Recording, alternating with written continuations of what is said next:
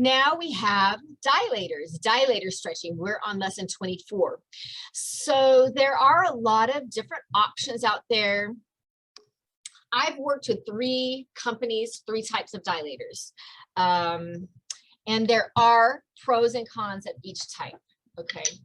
So Intimate Rose is a wonderful company and I cannot recommend them highly enough. However, I would say that I like, so here are 2 sizes of the Intimate Rose dilators, okay? And they have a whole set of 8. Dilators start small and then they get bigger. And the whole point of dilators is that we're inserting them into the vaginal canal to help stretch, either help to stretch the soft tissue, the non-muscular tissue, or to help stretch the muscles, okay? And so I'm going to be teaching you more of a dynamic stretching where we're working to stretch the muscles, but again, you can also do it statically, and I'll mention that when we go through the stretching. The challenge that I have with these smaller dilators from a couple of the companies is that they move, okay? And when we're inserting, so let's say we're inserting that dilator into the vaginal canal, we definitely need some lubricant here.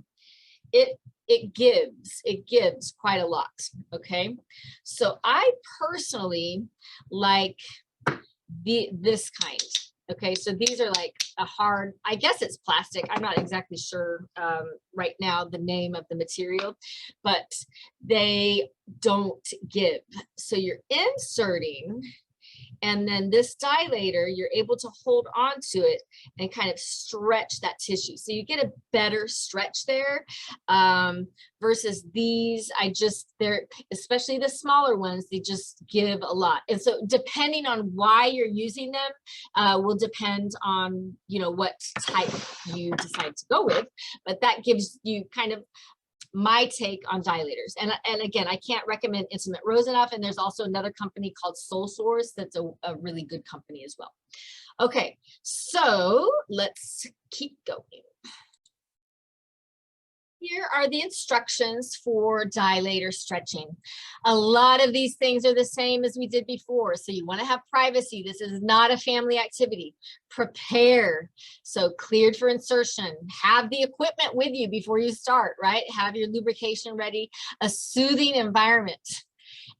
And I just want to say that I totally get that you can't always control the soothing environment.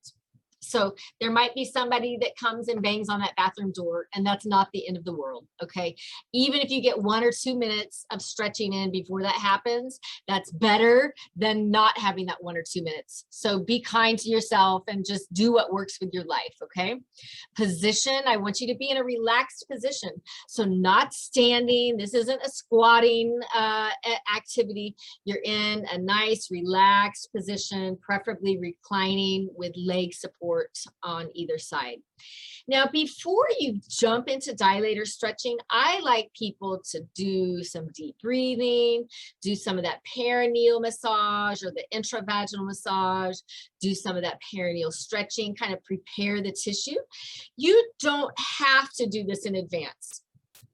You can go straight from, you know, lying in the bathtub to inserting the dilator, okay? But I advise just kind of preparing the tissue some. Okay, now you're going to identify tender or restricted areas on that pelvic floor, just like we did with the intravaginal massage and did with some of our self-assessments earlier in our challenge. You're going to feel, so 3 o'clock to 9 o'clock, and feel, where do you feel tension? Where do you feel restricted movement? Where do you feel pain? And then you're going to be focusing on those areas. Also, if you're not able to specifically identify an area, like it's all just kind of sore, that's okay. I would do 3 o'clock, 4:30, 6 o'clock, 7:30, 9 o'clock. So you have 5 positions there that you stretch, and you're going to get most of the structures and tissues when you do that. I would start with that smallest dilator And again, most of the sets have like at least 4, if not 6 or 8 different sizes.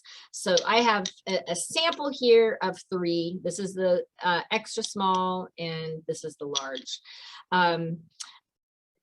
As a comment, if there are other tools and objects up there, specifically vibrators, like if you get to the point where you're stretching and you need something bigger than some of these dilators are, there are other options out there that can work quite nicely. Okay, so you're inserting that smallest dilator, and you are going to work on the areas of restriction.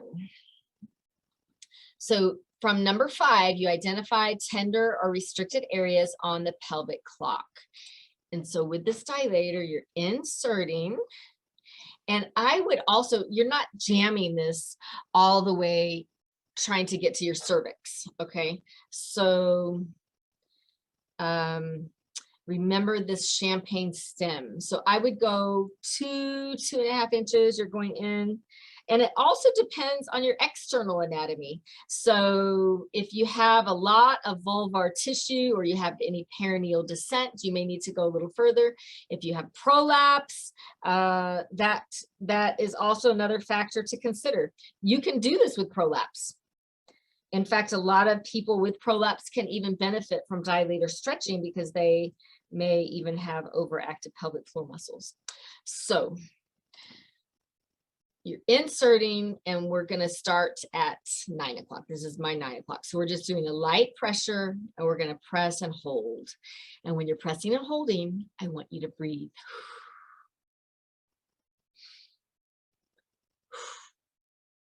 Okay.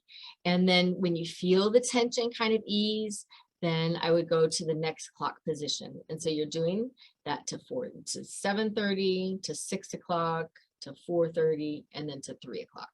Okay, so that's light pressure, and then you'll move to a deeper pressure. And again, let your body guide you. I've had some people that were literally sore, so sore from this. They just really kind of overdid it. And so I don't want you to overdo it either.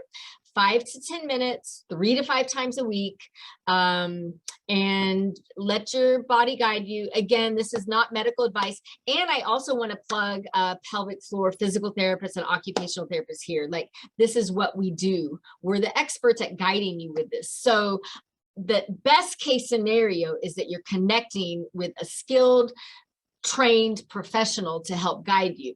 But now you have an overview of dilator stretching, and I hope that was helpful. Now we're moving into the pelvic wand.